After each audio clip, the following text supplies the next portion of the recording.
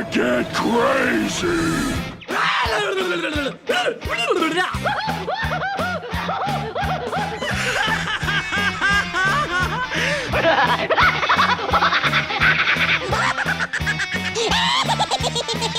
Most everyone's mad here. Good afternoon, wonderful people, and welcome back to another exciting episode of AniMat's Crazy Cartoon Cast. How are you all doing, everybody? I've been doing pretty fine so far, and hopefully you all had a wonderful Mother's Day, by the way. Oh, thank you very much, Gorn ZX55, very nice of you right there for that subscription. But yes, so far, things have been going all right for me. And by the way, sorry that I was a little bit late. I was setting everything up and then suddenly my Mac decided, oh, okay, it's time for an update, which kind of delayed me a little bit. You know, it's just like the inconvenience of it all is what made it a little bit annoying. But then again, better late than never. And for this episode, we actually got a bit of something that we haven't had for a while, but this is going to be an episode in which we are mostly going to be looking at trailers. Yes, we got a bunch of trailers that we're going to go and check out. And I would really like to know some of your thoughts on these, because technically these are going to be projects that have been highly anticipated, and you'll know what I mean when we are about to go into them. And speaking of which, I would like to now go into the chat wall, and I would like to ask you all, are you all ready for today's episode of AniMat's Crazy Cartoon Cast? Let me hear it, folks. Are you ready? Let's see. Yes. Yep. People are ready. People are prepared. That is great to see. All right. So now that everything is all set and done, it is now time that we shall go and get things started. And with our first story that we have for you today, this is actually a trailer that was just released today. Well, technically not fully released, because there have been some people at CinemaCon who have already seen the trailer beforehand a few weeks ago. And then at the same, or maybe just a week ago, but no. A few weeks ago. Yes, a few weeks ago. And at the same time, if you have seen Doctor Strange and the Multiverse of Madness, then there's probably a good chance that you have actually seen this trailer already on the big screen. But it's actually today, as I am recording this, that they have finally posted this online, and now the public can get their first true sight of seeing a world that they haven't seen in more than a decade. We are finally going to be coming back to this place. So now, with all that said and done, it is now time that we are going to go and check out the trailer for the upcoming movie, one of the biggest movies that are going to be coming out in 2022, Avatar: The Way of Water.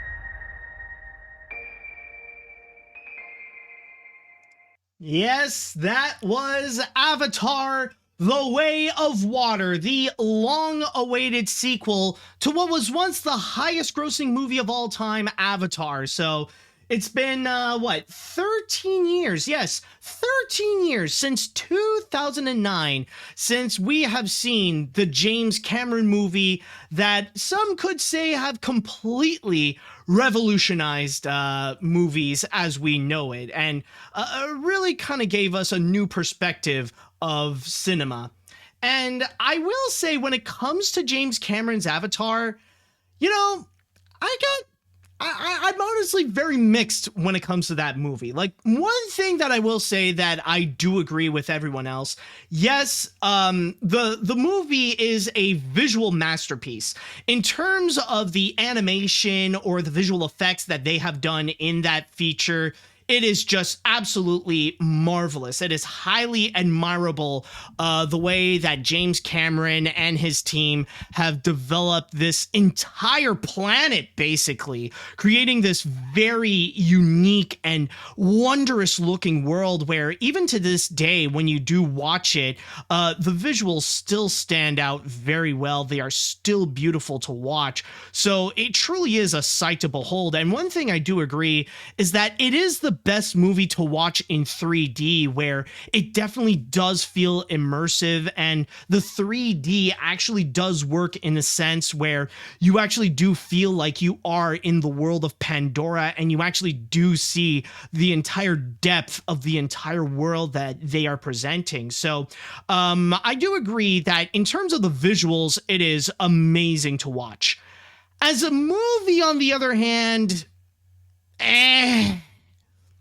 honestly, that's the best way that I can put it. It's just, it really is just an movie. I mean, like, when you take the visuals away from it, like when you take away the whole world building aspect, when you take away the craftsmanship that has been put onto the visuals, it really is nothing more than just your typical supernatural environmental story where it's like a bunch of humans go into this magical place and want to try to exploit their resources, like exploit the nature of the environment, and the natives in there, they want to go and fight back. It's really no different than the stuff that we have already gotten, such as Fern Gully or Disney's Pocahontas and stuff like that. It's a story that's been repeated so much, and I feel like overall, when it comes to James Cameron's Avatar, while there is a lot of amazing effort that was put into the visuals, the script, on the other hand, it is, well, relatively weak, and that's why I don't really feel like Avatar as a movie is really that memorable. And that's why I do understand that in order to carry the legacy and like in order to sustain people while they're waiting for the next Avatar movie, they would mostly emphasize on what people remember the most, which is the world building. And that's why nowadays, whenever people go to like Disney's Animal Kingdom to go and watch, explore the world of Pandora, or if they would go and watch some kind of show like Tuduk, I think that's what it was called. I remember it was a Cirque du Soleil show that was actually Avatar themed. I remember there was at one point when the show actually came to Montreal, and me and my family, we decided to go and check it out. So from there, everything that we have seen that tries to expand the world of Avatar is all about the world of Avatar. And when it comes to like the characters or the narrative or anything like that, well, people don't really necessarily remember it as much. So that's why for me, that's pretty much why I say that my relationship with Avatar is very much mixed, because yes, the world building is great. The visual effects that they have done is just highly admirable and still some of the best that we have seen today. But everything else is just a forgettable and kind of crappy movie. And now that we do see what The Way of Water is, now that we finally have our first ever look, the first ever public look of Avatar: The Way of Water, so far, I kind of feel a little bit the same. And the funny thing is that what they are presenting here with The Way of Water, what they are showing us with this trailer, it really is nothing more but showing us just what we remember the most from the first movie. And it really is just the world building, inviting us back to the world of Pandora, exploring all these different areas. This isn't necessarily to say, oh, let's welcome back these characters, because let's be honest, I barely even recognize any single person that is in there. Even if I recall, is that supposed to be like the main character?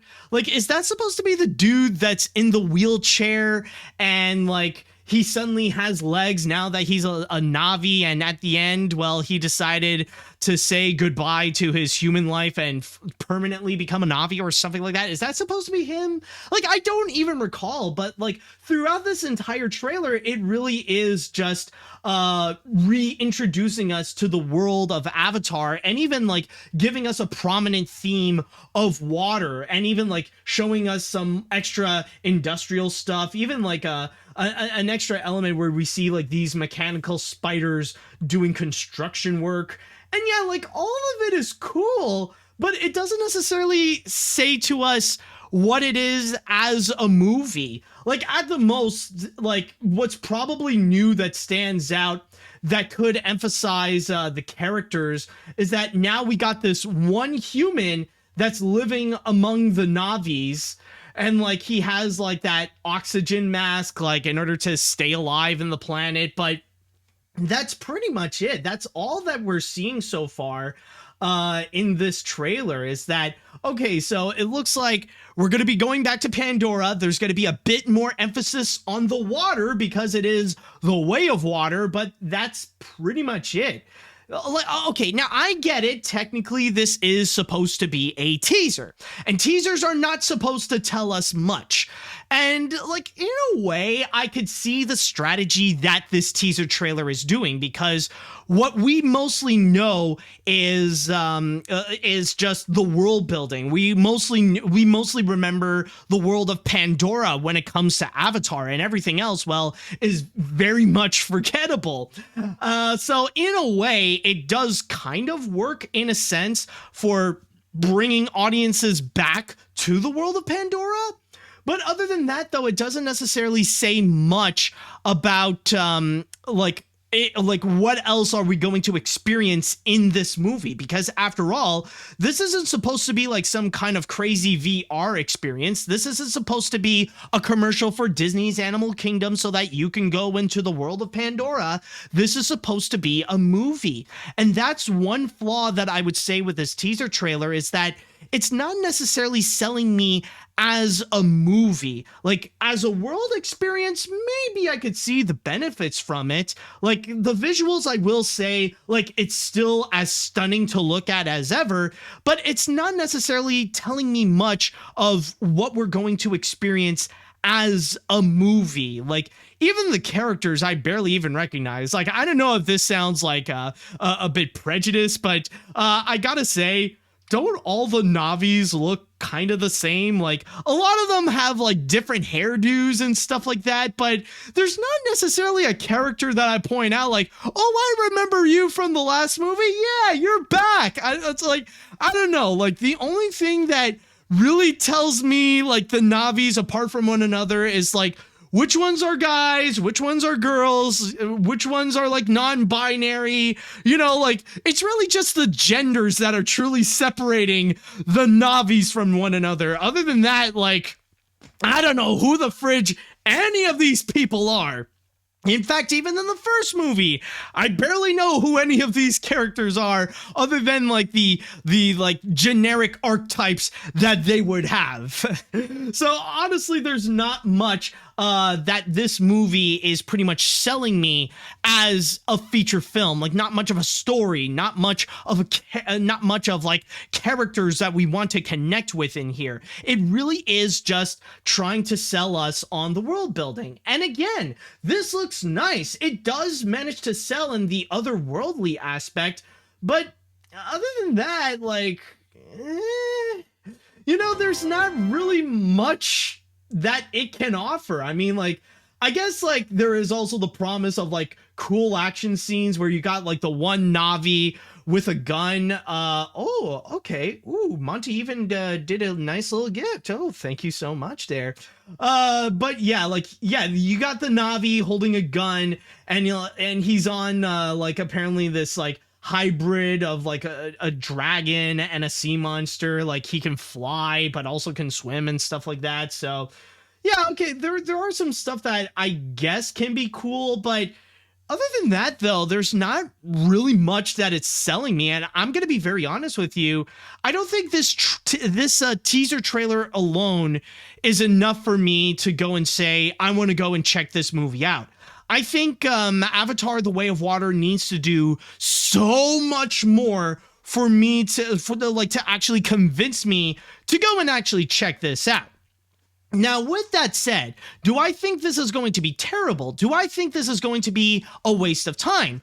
Not really, because I can already tell, again, that there is a lot of great work that is already put into it. Like, okay, so the visuals are absolutely stunning. They do look great, but there's nothing else that it's really selling me in terms of like, why should I go and see it on the big screen? For me, I feel like I'm in a position where like, I'm not going to go by myself to go and check it out.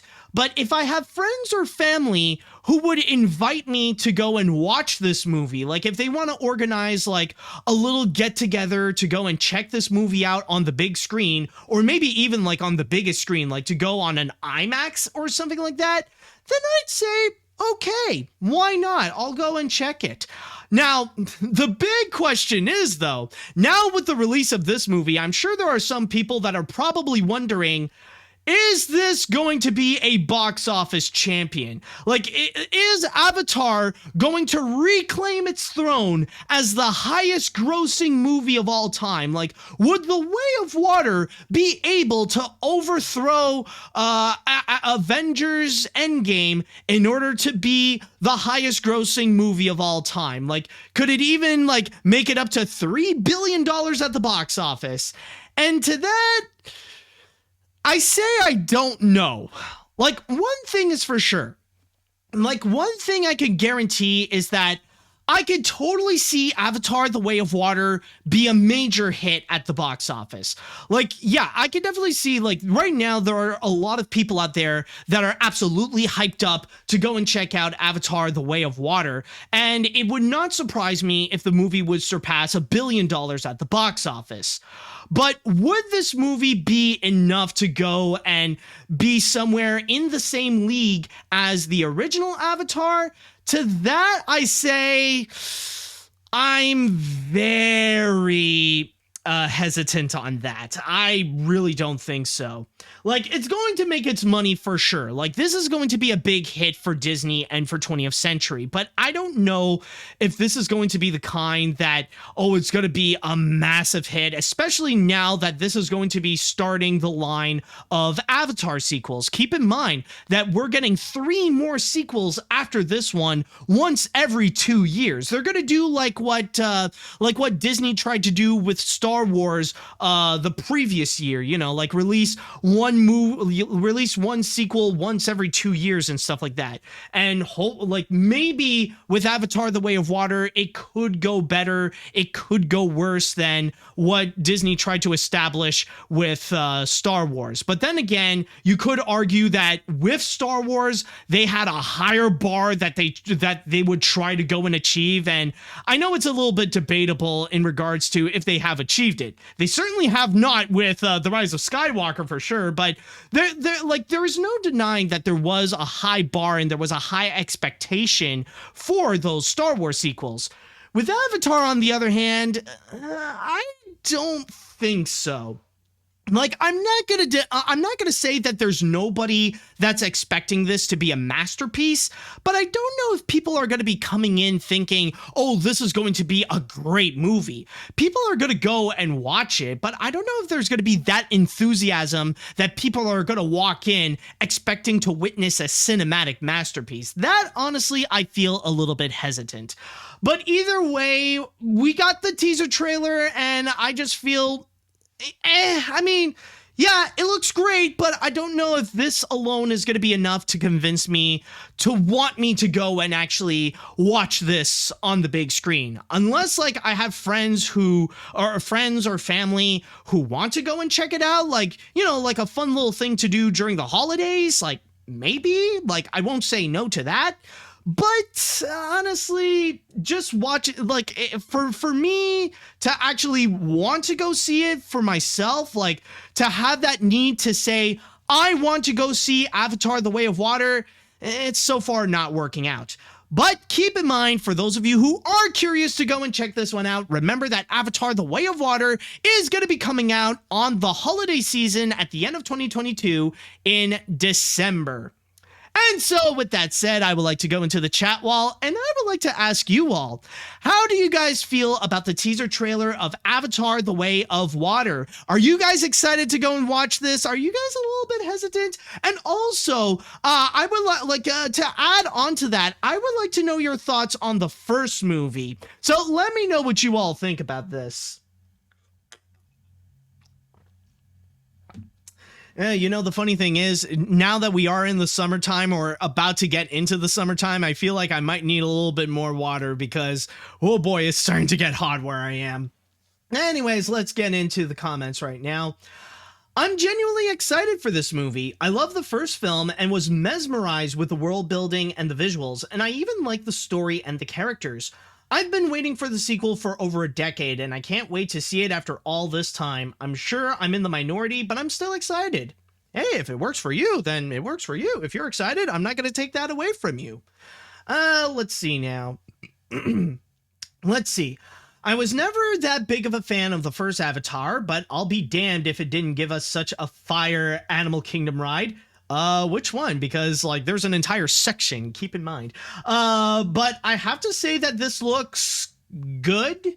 Not great, but the story seems pretty intriguing and the visual effects, hot damn. I might give it a watch, but I'll need a re-review my Avatar knowledge before I do. Maybe I can fully become engrossed in characters like Blue Guy and other blue guy. Yeah, I mean, like, even I feel the same. It's like, you know, like you see these characters like go around and like you can't feel like you know, like you watch this and you can't help but feel like, oh look, it's him. It's and there's that guy and there's that guy and there's that girl and there's those people. There's that guy and there's that chick and she looks kind of cute and there's that guy. But if you expect me to like name these people, I would be so lost. Oh boy, I think that's mostly going to be my reaction when watching that film. It's like, hey, it's him. Who are you again? Oh boy. All right, let's see now. As a fan of Avatar myself, I would totally go and see this. The underwater effects look visualized, the comeback for the characters, and more world building. Also, it's stated that Sigourney Weaver and Stephen Lang are going to be returning in the sequels, and if you take a look at the first film, it kind of has a Pocahontas theme to it because of the story and the relationship between Jake Sully and Neytiri. So overall, I'm ready for this to be released. Yeah, that's a major comment that, like, I've already stated and a lot of people have already talked about. It's the fact that, like, it really does feel like a sci-fi Pocahontas.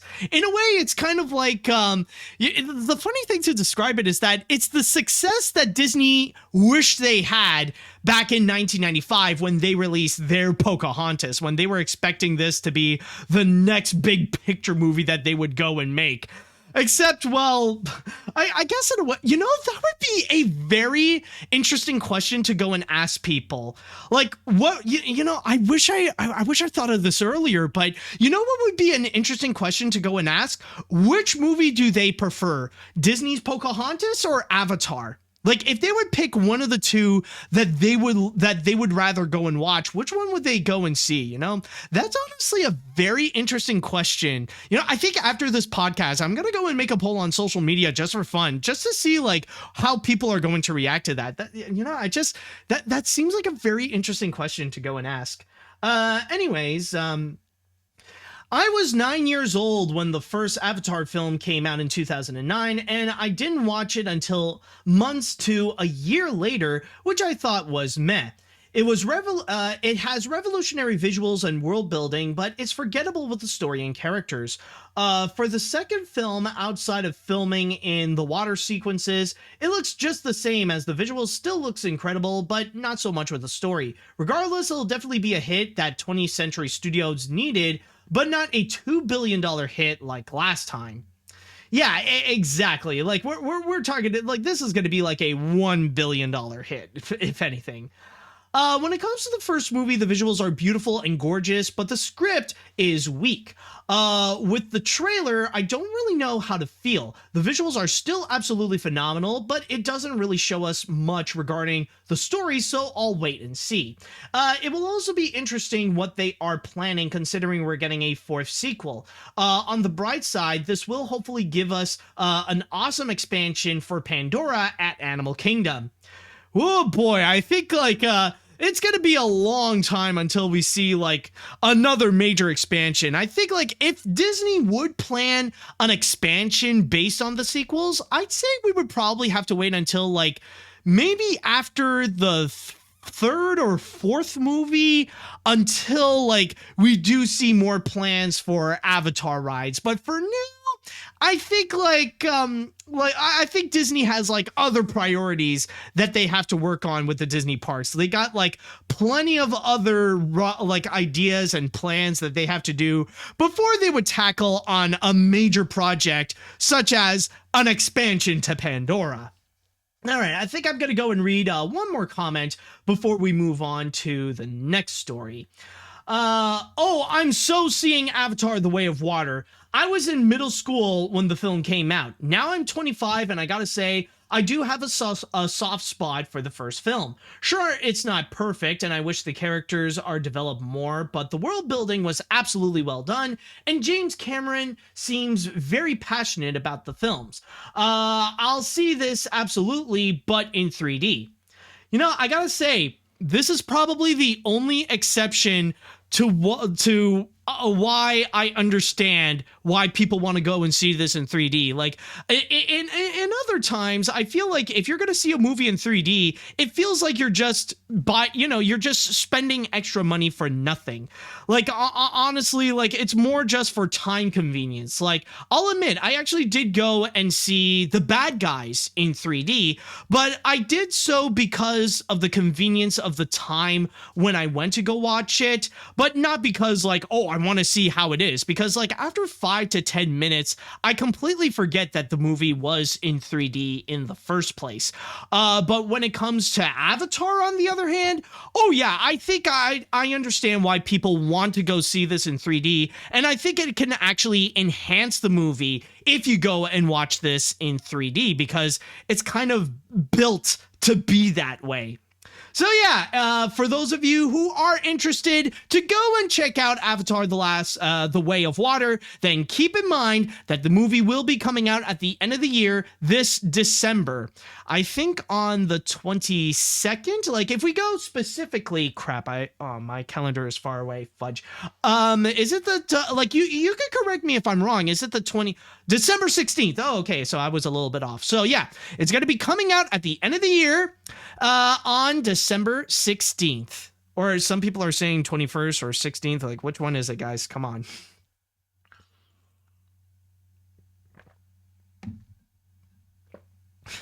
Well, wow, and I already see people like already they're poking fun at me because they noticed that I almost said Avatar: The Last Airbender. Well, to be fair, I just gotta say that like I would much rather go and see Avatar: The Last Airbender than Avatar: The Way of Water. I'm just saying. Okay, with that said, though, it is now time. We're going to move on to our next story and the next trailer that we have over here.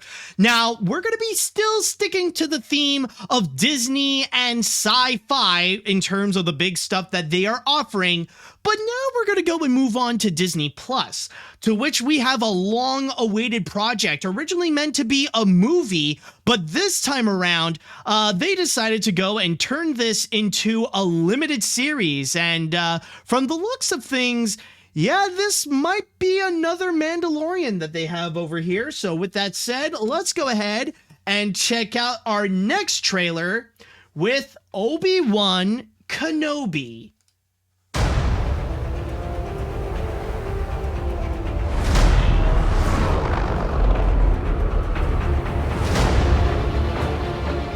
They're coming. Stay hidden, or we will not survive.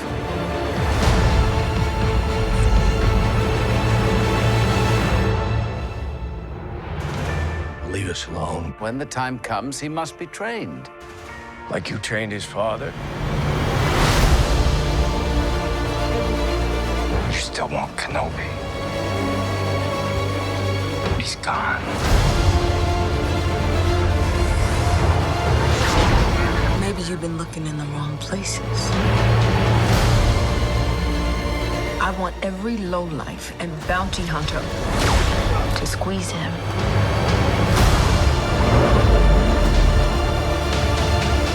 You can't run, Obi-Wan! You can't escape him!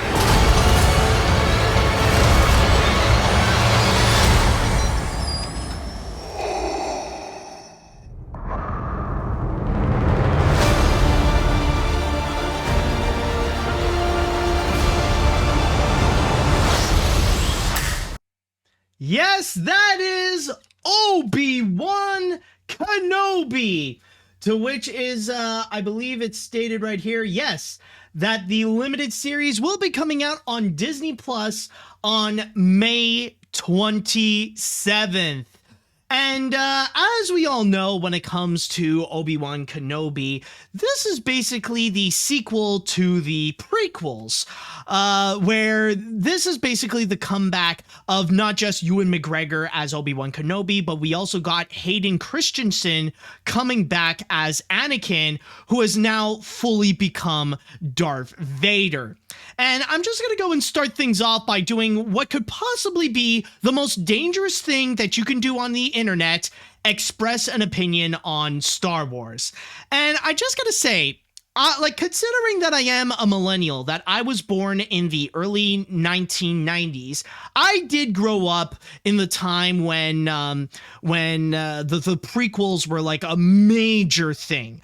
Like back when the Star Wars hype was like revived because George Lucas was coming back working on the Star Wars movies with the prequels. And it was honestly very interesting to see over the years how the reaction of those movies are. And I will say, a lot of my opinions of how I feel about the Star Wars about the Star Wars prequels specifically, not a lot has honestly changed. And I gotta say, okay, when it comes to Revenge of the Sith, it is awesome. Like, undeniably the best of the entire trilogy. And I'll even add that Genndy Tartakovsky's Star Wars series, which you could find on Disney Plus, by the way, that is also great. In fact, I would say, like, amongst everything that did come out of the prequels, or that did come out of the prequel era, Genndy Tartakovsky's Star Wars is honestly the best of them all. And in terms of the movies that came out of it, The Revenge of the Sith, I gotta say, is actually pretty awesome, and it does feel like a smooth transition onto the original trilogy. But when it comes to the first two, when it comes to The Phantom Menace and Attack of the Clones, they would have to be the weakest of the Star Wars movies, or at least the ones among the Skywalker saga. Like, I would much rather take the sequel trilogy, with the exception of The Rise of Skywalker, because I feel like Rise of Skywalker is about on par with Phantom Menace and Attack of the Clones.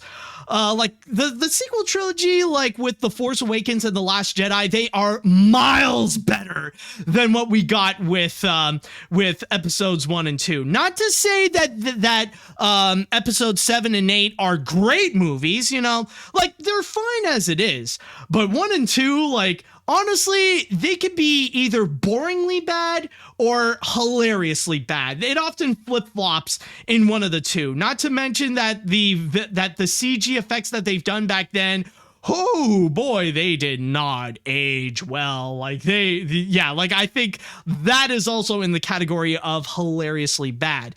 But again, episode 3, however, I feel like it's undeniably the best one. Not great per se. Like, I would say about around in the same levels as The Force Awakens and The Last Jedi, but still a lot of fun to watch nonetheless. And also, by the way, yes, I will say that I am an absolute fan of the memes that came out of it. Like, those are always fun to see no matter what. Like, the memes that did come out of the prequels, like, it's an absolute goldmine that they have over there.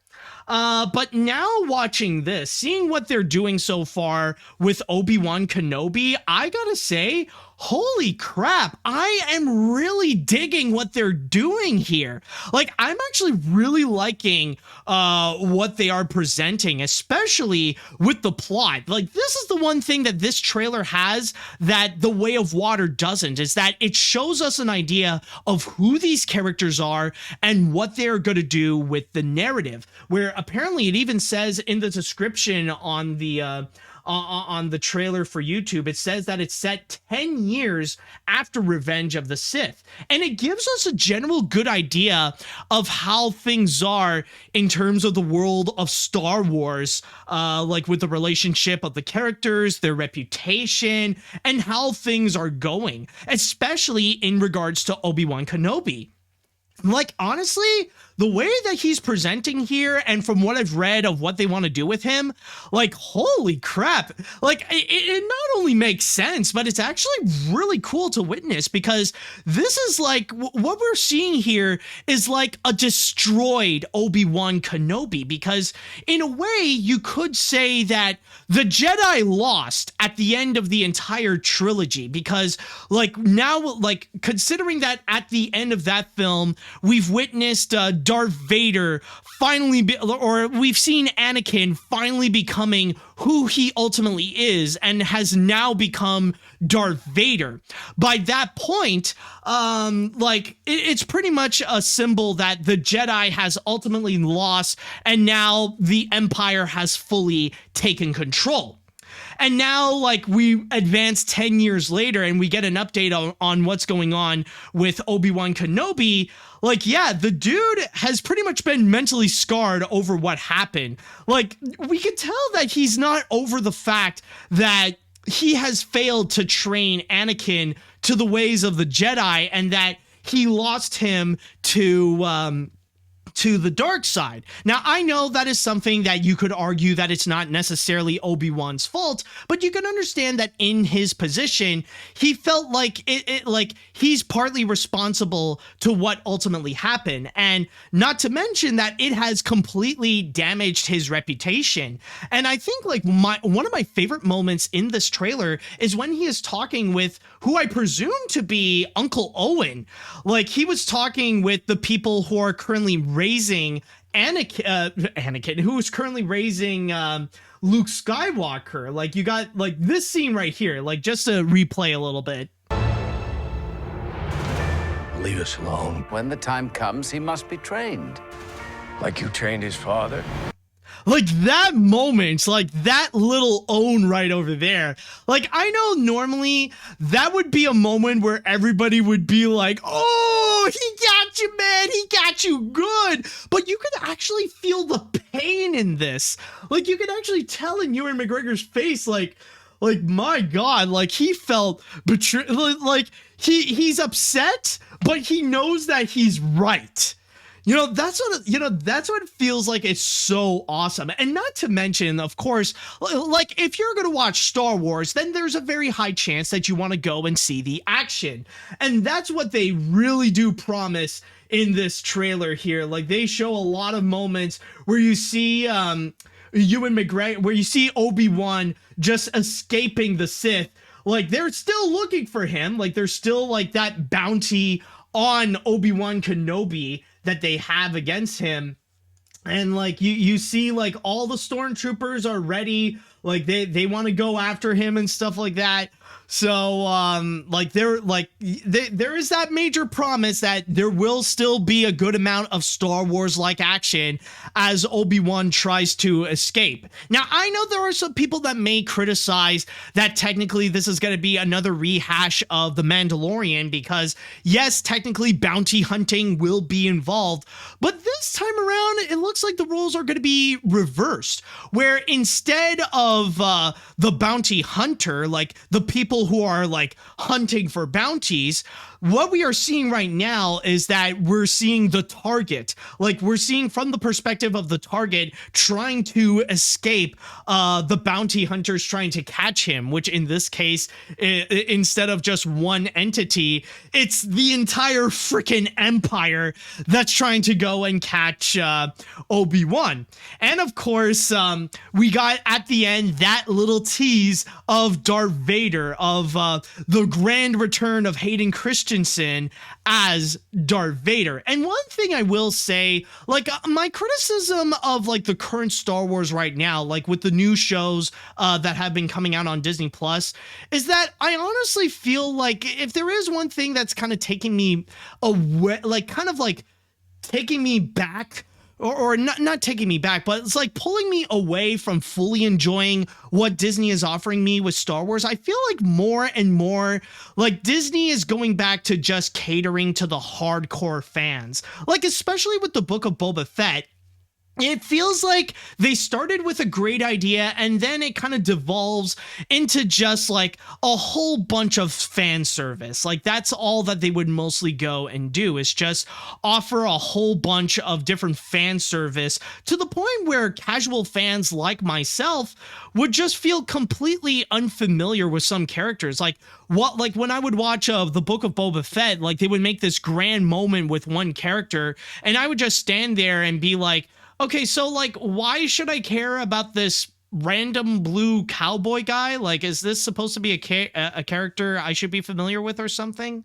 Like, they would keep, like, I get it. They want to bring back, like, they want to bring in more and more characters from the Clone Wars animated series, like to really tie that into the world of Star Wars. But then again, like, if you're someone like me who mostly knows just about the main movies and that's it, like, you could just get easily lost.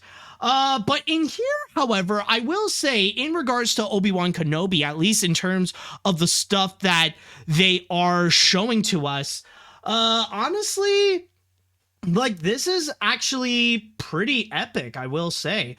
Like in here, it feels like the fan service that they are offering, it does make sense, because this isn't necessarily connected to something like The Mandalorian or anything like that, or this isn't fully connected per se to something like the Clone Wars. Like, this is something that is going to be more in line with what we have experienced with Revenge of the Sith. And for those people who are more familiar with that, that's going to be like the most that they would do in terms of fan service, and that it will have a major point to the narrative of what they would have to go and offer with this limited series. Or at least that is what I am hoping. Like, I could be wrong, and they could just go back to the whole fan service aspect, like what they kind of did with the Book of Boba Fett. But for now, what we are experiencing right over here with Obi-Wan Kenobi, at least with this trailer, honestly, this has me sold. This is actually something that does make me say, okay, you know what? I'm going to go and give this a chance. I want to see what they have to offer with this Obi-Wan series, because so far, it seems really awesome. The visuals, of course, they are great. The action looks really cool. And I mean, what they are doing so far with these characters, it really has me sold. I feel like these are great ideas.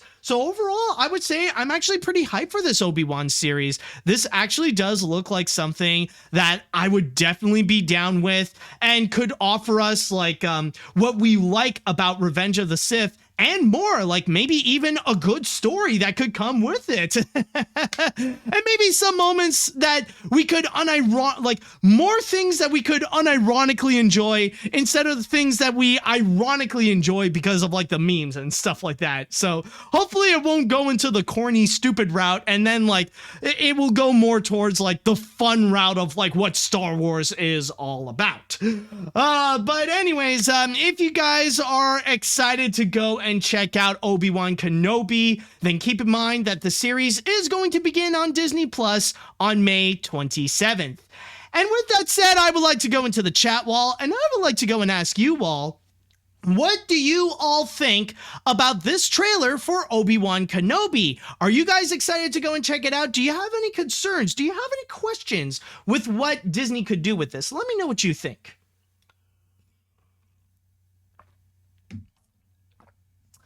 Let's see. While I'm not a fan of the prequels outside of Revenge of the Sith, I won't deny that Ewan McGregor as Obi-Wan Kenobi was great, and this trailer looks impressive. It does a great job showing the after effects of Revenge of the Sith, and the action looks awesome and the visuals are impressive, so overall, I'm excited.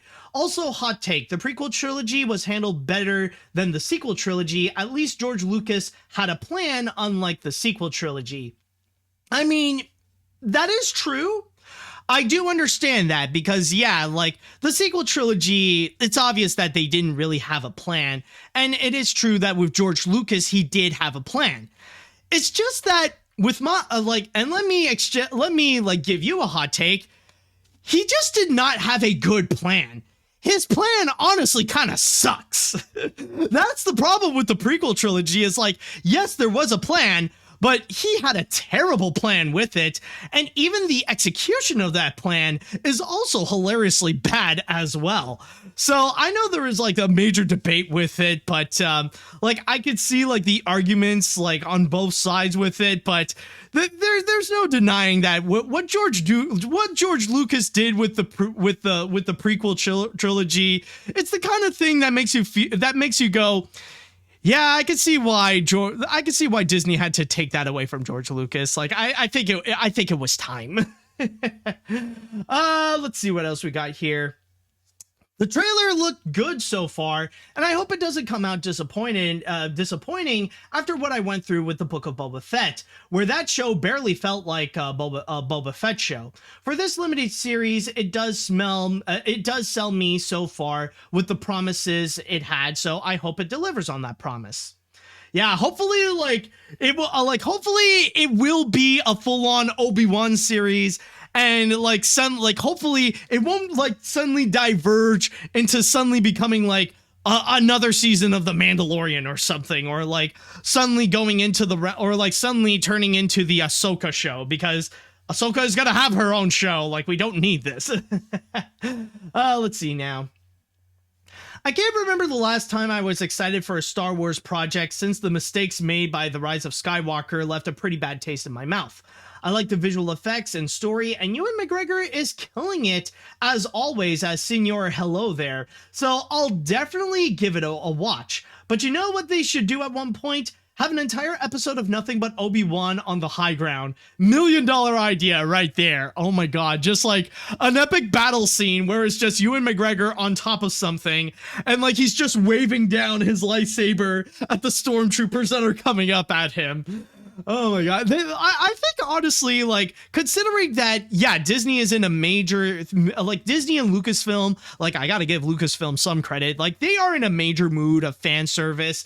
I could totally see them, like, maybe do, like, a reference or two of the memes, or, like, even have Ewan McGregor say, like, I have the high ground again, you know? Like, at least have, like, that kind of little nod, you know? Give that little wink to the fans. I think they deserve that, at least. Let's see what else we got here. Obi-Wan Kenobi is the most long-awaited Star Wars movie, which turned into a limited series of all time. At least to me it is. I'm pretty glad that not only Hayden Christensen is coming back as Darth Vader, but they also added the Grand Inquisitor from Star Wars Rebels in this as well. I really enjoyed the prequel movie, but I would rather stick with episode 3. I'm very hyped about this series. Also, the blue guy with the cowboy hat is named Cad Bane, and he appeared in the Clone Wars. Exactly, but keep in mind, like, I'm a casual Star Wars fan. Like, I have not seen the Clone Wars. So, like, unless you're, like, a very devoted Star Wars fan who has seen, like, season after season of Clone Wars, I'm just not really familiar with Cad Bane. It's like, oh, like, okay, like, I get it. Like, Star Wars nowadays is making more and more references to, like, the animated series and stuff like that, which is fine, which is cool. But, like, don't do it in a way, like, at least make the presentation in a way where it doesn't feel like we should know the characters. Like, that's one problem I've had with Book of Boba Fett. Or, like, some of the recent, or even, like, to an extent also with The Mandalorian sometimes, where, like, they would keep pointing to things and, like, see what we did there? See the thing we did? I was like, yeah, I have no idea what you're doing, but okay, I guess. You know, it's just like, I'm sure it'll work for some people, but it's just not working out for me. Anyways, let's go and move on to the next comment. I have yet to see the other Star Wars series like Boba Fett and The Mandalorian, but if I can, I'll perhaps check it out. Now, jokingly, while it is great that Disney is doing their best to expand the Star Wars universe and perhaps fix up the problems with the prequels, I'm a little worried about the future of Star Wars character-focused shows. I fear someone at Disney might say, you know what, we haven't got a series to focus on? Jar Jar Binks. I mean, the Ewoks once had a cartoon in the 80s.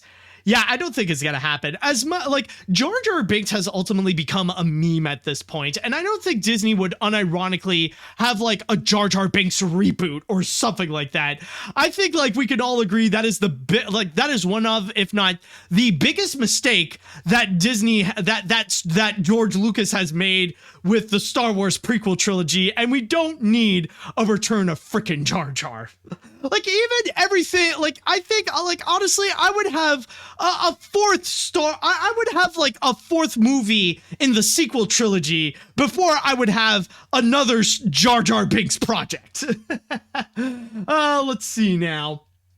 If there's one thing Disney seems to mostly do well with Star Wars, it's the TV series, and this is no exception. I feel really intrigued about the story that's been shown so far, most notably with the small screen with Obi-Wan and Owen. Plus, as someone who does rather enjoy the prequel trilogy, getting to see Ewan and Hayden return to the Star Wars universe makes me really happy. Let's see if perhaps if we can milk some memes out of this. Who knows, man? But it depends on the tone. If they're going to be serious to the point that it becomes goofy, then oh yeah, I'm sure that we can see another meme farm with this. All right, I think I'm going to go and read one more comment before we move on to the next thing. Let's see. Okay. I'll go with this one. I love the prequels. I love the sequel trilogy. I love Star Wars as a whole, and I can't wait for the Obi-Wan Kenobi series. I'm excited to see his story after all these years, and I'm excited for the possibilities that it'll offer in terms of story and character development.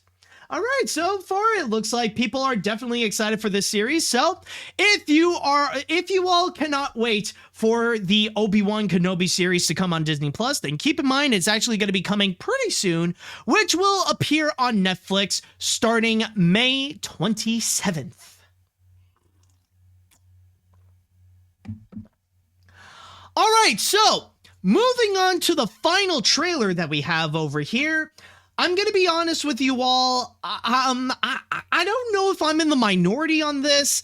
I'm just not sure, but this is a trailer, honestly, that I'm not really excited for. This is a movie that honestly did not leave me a good first impression with the trailer.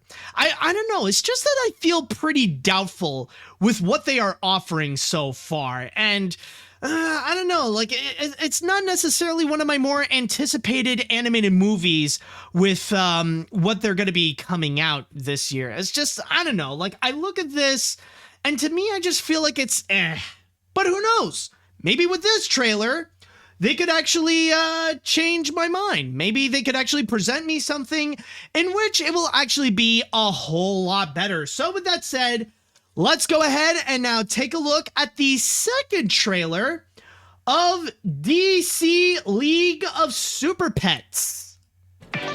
All right, TV night with my bro. Oh, you're going on a date with Lois? So disrespectful. Oh, hey there, little fella. Huh?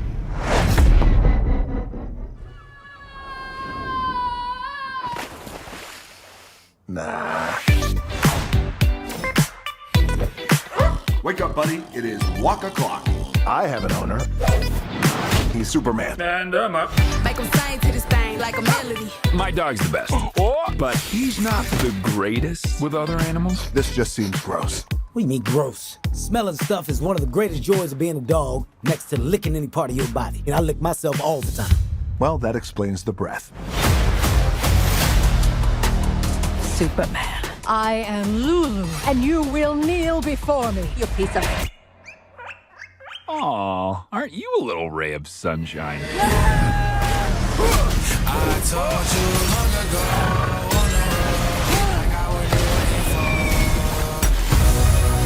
What's going on? You're invulnerable. I should be a lot more dead right now, right? All of us have superpowers. Still working out the kinks. I didn't see anything. Are you okay? My best friend is in danger, and you have to help me. You know what they say about dogs, don't you? Never feed us chocolate. We love unconditionally. We're just a bunch of shelter pets. But we're stronger than you think.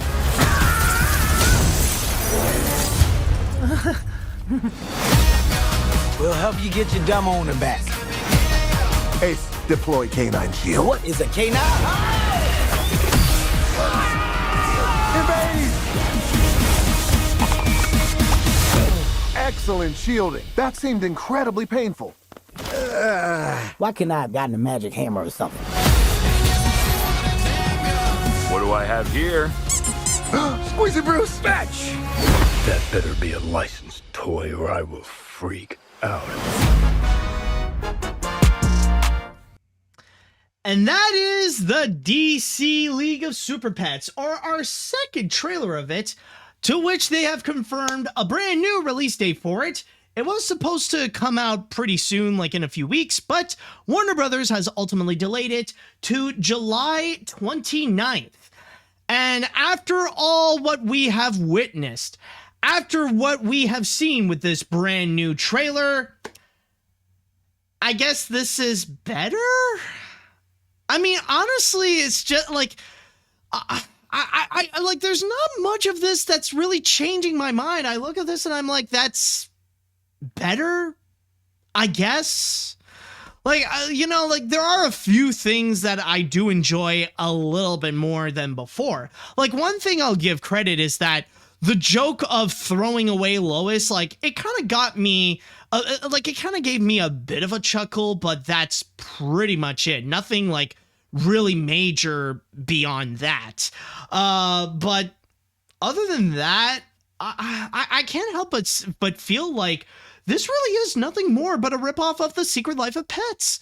That's really all it is. It's really just taking The Secret Life of Pets, but turn that into a superhero movie and incorporate a bunch of DC characters in there. And like, so far, I would say like the best trailer, or like the best that I've seen so far from this movie, is that there is a previous trailer. Well, technically, it's not really a trailer per se. It was like it was just like a quick little clip or something, where we see the Kevin Hart dog and we see Batman, played by Keanu Reeves, like they were kind of bonding as they're brooding about themselves, about being like loners and stuff like that. It's like, okay, that part I will admit, like, it is kind of cute. That is pretty enjoyable, I will say. And I do love the idea of actually having Keanu Reeves as Batman. And like, even like at the end of the trailer, like, it actually did work out a little bit. Like, he does sound like he does sound like a pretty solid fit as Batman. That better be a licensed toy or I will freak out. Okay, I'll give it that part right there, like, that's actually another scene that, it's pretty cute because, like, again, it's the idea of Keanu Reeves playing as Batman. Okay, that is pretty cool, that's cool and that's cute at the same time. But other than that, though, there's nothing else that's really impressing me, honestly. Like all the other jokes that they put up so far, they are just weak. They're not really that funny. And I feel like they're kind of going like pretty low in order to like find the humor. Again, it's stuff that like, these are things that people would expect out of The Secret Life of Pets. Even like the one joke that Kevin Hart did, like right over here about licking his balls. Other animals? This just seems gross. What do you mean gross? Smelling stuff is one of the greatest joys of being a dog, next to licking any part of your body. And I lick myself all the time. Well, that explains the breath. Yeah, like we got that as well. Like that, again, that's the kind of joke that people would expect out of The Secret Life of Pets, and yet it's this movie that would actually go and do it. And not to mention, like another problem that I do have with this is the acting, honestly. Like there are some actors that, they sound pretty good. Like I forgot who it is, but the guy playing Superman, Clark Kent, like he sounds so far pretty solid. He sounds pretty good. And of course, we also got Keanu Reeves. And I mean, Keanu Reeves is Keanu Reeves, and him playing as Batman, that's already a win right there. But then you got Dwayne Johnson and Kevin Hart, and holy crap, they sound bored. Like in that clip I just showed you. Like, honestly, they sound so unenthusiastic about doing this. Like, there is a major stark difference between the other roles that they would do. Like, with Kevin Hart, like, he was just bursting with energy when he was playing Snowball in The Secret Life of Pets. And then you listen to what he does in this, and holy crap, this sounds like the enthusiasm of getting a paycheck. That's all it is. And even Dwayne Johnson as well. Like, I don't know, like, at least he's trying a little bit to put that Dwayne Johnson charm, but it doesn't, it's not as effective compared to some of his previous performances, like as Maui in Moana, or even as the skipper in Jungle Cruise. Like I felt like he gave more in the Jungle Cruise more so than he does in this. And also there is in regards to the animation. And again, like there are some idea, like conceptually, it does seem pretty cool with what they want to do, but the execution of it, I don't know. It just, it feels like a bar lower than what we would usually get with mainstream animated features, or even from Warner Animation Group. Like, honestly, with the usually with the animation done by Warner Animation Group, they would be fine. They would actually look pretty solid with stuff like Storks or the Lego movies, especially, or even not too long ago with what they did with what they did with Space Jam: A New Legacy. Like their animation with what they do, regardless of who they would work with, is fine. But in here, on the other hand, I don't know. There's just something about the animation feels like this I did not mean to go and do a full screen on that, but I don't know about you, but yeah, like I know a lot of people are pointing out that it is Animal Logic from the same people that did the animation of Happy Feet and the Lego Movie, but in here, I just feel like the animation that they would do in this, I don't know, it just feels like it's somewhere in between.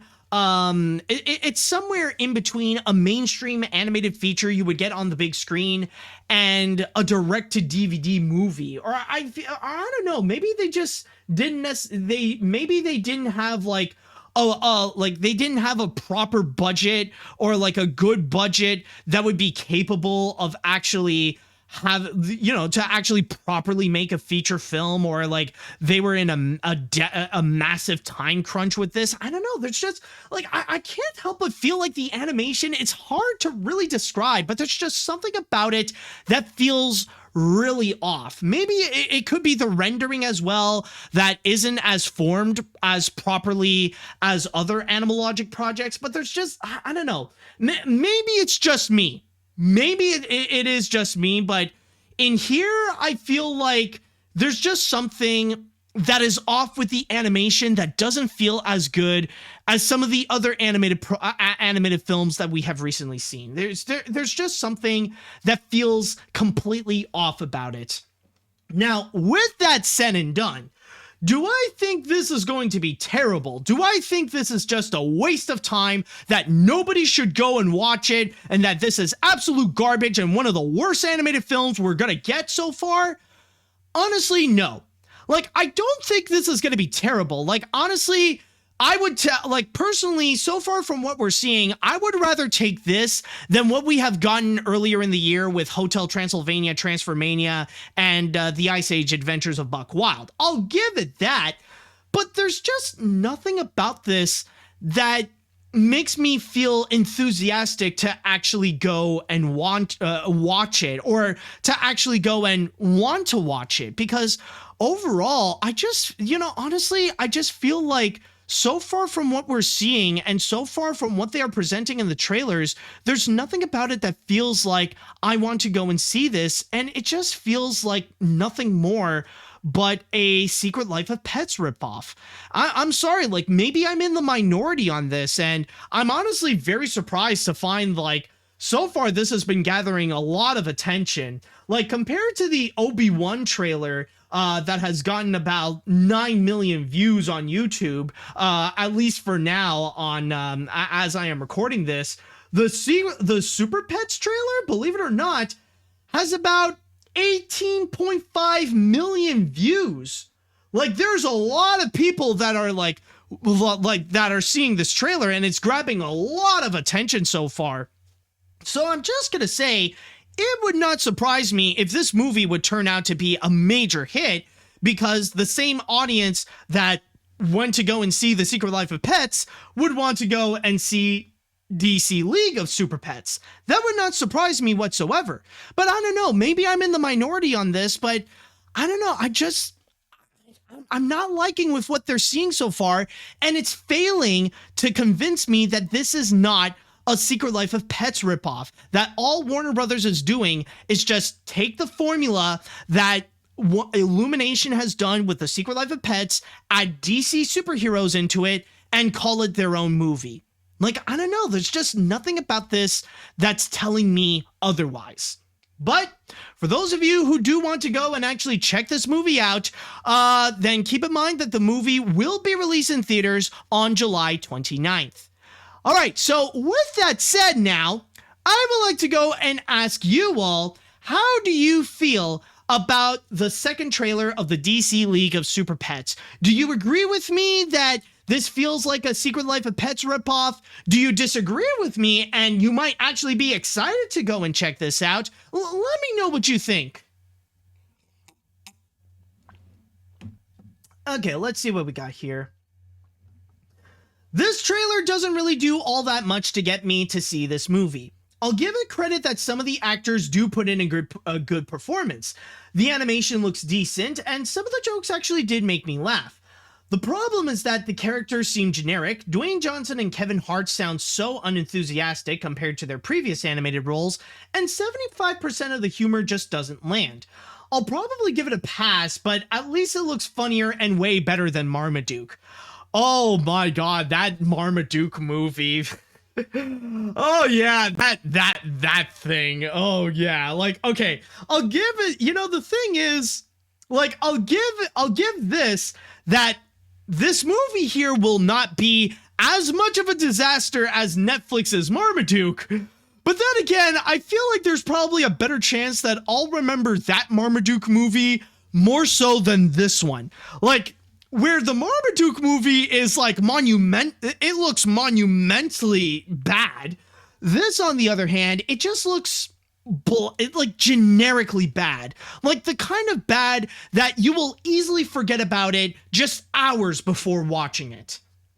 Let's see what we got here. Not gonna lie, after seeing this trailer, I'm still pretty mixed. On one hand, the jokes aren't that funny and the story just seems like a generic superhero affair. On the other hand, the acting is good and, well, it's Jared Stern, the guy who did Green Eggs and Ham.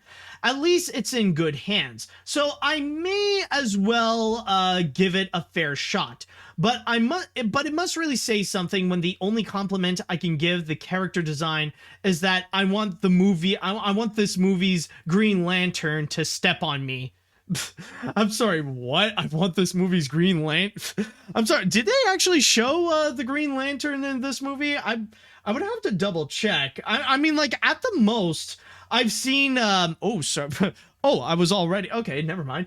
Like, the most that I've seen, like, where was it? Like, we saw, we see Lois, like, you know, she's fine. You know, like, I wouldn't say, like, I would immediately put her in my waifu list, but, you know, she's a good looking woman. And then, like, at the most, like, we also got, like, that one quick shot. Where was it? Like, hold on. Yeah, like, right here. Like, we got Wonder Woman. Like, now, this Wonder Woman looks fine, I'll admit. But I have yet to see the Green Lantern, though. I don't know. Like, maybe you saw something that I haven't, but let's see. Or maybe it's like a really hot guy, or who knows? Like, hey, if you want the Green Lantern to step on you, like, I'm not gonna stop you. You go and have fun with that. Let's see what else we have. After seeing the second trailer, nope, still not excited. I don't know why Warner Animation Group is not doing anything original to their animated projects. Smallfoot, Scoob, Tom and Jerry are not good, and Space Jam: A New Legacy is more like a huge advertisement for HBO Max and Warner Brothers. I think the WB is not serious with animation when Coyote vs. Acme got removed from 2023's movie schedule. Look at Sony Pictures Animation. They are now better with original animated films. Although I will say right now, I think we'll have to wait a while until we see another original animated movie from Sony Animation, considering that right now they are hard at work. Oh, excuse me. Considering that right now they are hard at work on the Spider-Verse movies, that a lot, in fact, debatably most of their resources are going to be on Across the Spider-Verse and Beyond the Spider-Verse. I wouldn't be surprised if after those movies we gotta have to wait a while until we get an original picture from them. Or who knows? Like, considering that they have been very secretive with what they are working on right now, they could surprise us and say, hey, we got this new original movie coming to Netflix. Who the fridge knows? All right, let's see what else we got here. I'll be honest, this trailer is just a little better than the first, but it still doesn't look great. I definitely do agree that it just feels like The Secret Life of Pets, and the animators, and the animation doesn't look that good to me, and the humor is just weak. I will admit that I did laugh at the first joke and the last joke of the trailer, but that's it. So overall, I'm not excited, and it's a shame because I believe that Warner Animation Group has potential to make great animated films, but they just aren't showing. I know, it's kind of like the weirdest irony. Like, so far, the only movie that they have done that is, like, really, really great is the Lego movie and the Lego Batman movie. And the rest, well, they're just, really? Like, yeah, there might be a few that are just flat out terrible, like Tom and Jerry and maybe Space Jam: A New Legacy. Like, I would say that movie is bad, but I would debate if it's, like, terrible. But still, though, you'd think that a studio with so many legendary properties that they would be able to make some amazing stuff. But so far, they have yet to prove so. Let's see. I think I'll read 2 more trailers before we move on to the next thing. The second trailer of DC League of Super Pets did not do much for me, just like the last trailer. With the exception of the Batman joke at the end, I didn't enjoy all that from the jokes, characters, story, some voice acting, and the animation as well. Since it comes out on the same weekend as my birthday, I would rather see the action Sony film Bullet Train, which stars Brad Pitt, than this, because at least Bullet Train is much more engaging and energetic than this. correct me if I'm wrong, did they put out a trailer of Bullet Train? I know that Sony talked about it at CinemaCon, but have we actually, have they actually shown some stuff about Bullet Train? Because I don't know, so far, I'll take your word for it. It looks like it could be a really awesome film and a great comeback of an action-packed Brad Pitt movie, but I don't know. Oh, they have. Oh, there was an official trailer release. Okay. I was just completely unaware. Okay. I'm not going to talk about it. I'm not going to suddenly do a last minute edition, but I'll go and check the trailer out later. So, all right. Anyways, final comment before we move on. Let's see. I have not read. Okay. Let's see. To my reaction to this, I guess, the scenes where Lois Lane got going from the dunk in the ocean was funny. Keanu Reeves as Batman sounds pretty interesting, and Wonder Woman's tan skin is pretty sexy, but everything else is sort of meh. Dwayne Johnson as Crypto and Kevin Hart as Ace the Bat Hound sounds a bit off, and the animation looks like it's low budgeted. I'm not sure if I'm going to be seeing this, so I'll give this a pass, I think. So yeah, so far, at least with us, it doesn't look like DC League of Super Pets is impressing us all that much, but hey, who knows? I could totally be wrong, and maybe this movie could turn out to be absolutely hilarious, and it could actually be a blast when it comes out.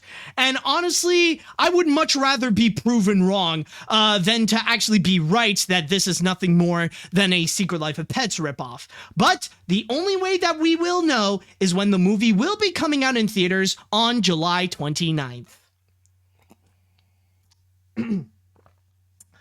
All right, anyways, let's go and move on to our next story. Yes, the trailers are all done, and now we're going to move on to some actual news. And what we are going to be discussing about is in regards to Netflix. Oh yes, we got more Netflix news coming. Because you guys probably do recall the last time we talked about Netflix. Holy hell, they were in a massive downward spiral. They are losing literally hundreds of thousands of subscribers, and reportedly, they could actually be losing millions of subscribers in the following months. They apparently, their animation division is being poorly treated. We are hearing about so many layoffs, and just a few days ago, by the way, the shareholders are now suing Netflix because the company has not been transparent with them in regards to the fact that business is not doing well. And not to mention the fact that the stocks have plummeted. They're just going down and down and down and down, where we could inevitably see Disney taking the crown as the masters of streaming services. They are going to be the next kings of streaming, while we also have the other stuff as well, such as HBO Max, Paramount Plus, Peacock, and all that kind of stuff. But in order to make things a little bit better, Netflix did reveal their summer lineup in terms of animated series that they have coming soon. Yes, we have heard about all the shows that are going to be shutting, that have been canceled left and right, including Bone and the Lauren Faust Project and all that kind of stuff. But they still have some shows that some people are pretty excited for that they do have coming soon. They got some original stuff, including Daniel Spellbound. They also have Kung Fu Panda, the Dragon Knight, which not only do they have Jack Black coming back as Po, but they also got James Hong returning as Mr. Ping. But then they got another series, which I think we can all agree is going to be the most anticipated animated series coming from Netflix. And that is in regards to Sonic Prime. Yes, Netflix has shown a little taste of what's going to be coming soon with Sonic Prime, which is actually going to be a collaboration with not just Netflix, but also WildBrain, that they are giving us a brand new CG Sonic series. And just to quickly describe it, it was from a little montage that they have done of all the upcoming shows that they have coming soon. One of which is actually Sonic Prime, in which we had a little clip of Sonic running in the 3D world and a little bit of dialogue from the new voice actor. And yes, by the way, that's also another significant part about this news, is that not only did we get our first little taste of Sonic Prime, but it has also been revealed in regards to the new voice cast of Sonic Prime. Unfortunately, none of the original actors or none of the previous actors are going to be coming back to voice their respected characters. Instead, we are getting a brand new cast. Considering that it is made at WildBrain, the cast is actually entirely Canadian. And we actually do have the list here coming from the Twitter page of coming from the Twitter account of Tails' channel. And the new cast here includes, they are Devin Mack, Ashley Ball, Shannon Chan Kent, Brian Drummond, Vincent Tong, Ian Hanlon, Kazumi Evans, and Adam Narada. And I know that already people have been freaking out about the fact that Ashley Ball is going to be in the cast. Now, keep in mind that there is nobody, or most of these people are not confirmed about who they are going to play. But rumors are speculating that Ashley Ball could be playing as Tails. And a lot of people are very much excited about that news, considering that you might know Ashley Ball more as the voice of Applejack and Rainbow Dash in My Little Pony: Friendship is Magic. But the one person that we do know is in regards to Devin Mack, in which he is going to be the brand new voice of Sonic the Hedgehog. In fact, with that announcement, he actually did put out a little video talking about the responsibility about being the voice of Sonic and his excitement with this show in particular. In fact, I'm gonna go and show you that video. This is directly from Devin's Twitter channel, or from his Twitter page. So let's go and just listen to what Devin has to say here. Hey, what's up? It's me, Sonic. Check me out on Netflix's Sonic Prime. And I'm happy to announce that I'll be providing the voice of Devin Mack. Wait, what? If I could be serious for a minute, real talk, I'll be joining the ranks of some amazing talents who have and will still be performing this legendary character in the video games and movies. So I'd like it to be perfectly clear that they ain't going anywhere, and I wouldn't have it any other way. They've been doing amazing work for years that I legit can't wait to hear more of. I like to think of this all as its own new little pocket within the whole grand scheme of things, and it's been an incredible blessing, it's been an honor, and it's been a little scary all at the same time. I say that because I understand just how much these characters mean to so many people, and it's a whole lot to live up to. Speaking from a personal level, ironically, I'm actually much more of a Tails personality. I grew up very shy, studious, scientific, other wholesome words that start with the letter S. And unironically, that's exactly why little kid me really gravitated towards Sonic. He's somebody that I turn to for inspiration. He's got that confidence, the quick wit, he's got that swagger, he's got it all. And even though I didn't own the video games as a little kid, I was always watching those cartoons thinking, man, he's too cool for school. I gotta get like that though. And now here we are, and it's all kinds of surreal. And I can tell you, there's a lot of very talented people working on this show who are really passionate about just telling a great story with lots of great action and twists and turns and loop-de-loops and a lot of surprises that I know I didn't see coming. All the while paying tribute to the rich legacy and history of all these characters that I know mean so much to so many. So I hope you really enjoy it. That's all I gotta say, so keep it locked on Netflix, and as a certain blue someone always says, I must move at a relatively quick pace. Darn, that's not quite it, is it? But if you're willing to open your heart, I promise we're gonna make this work. After all, you live and learn. I couldn't help myself.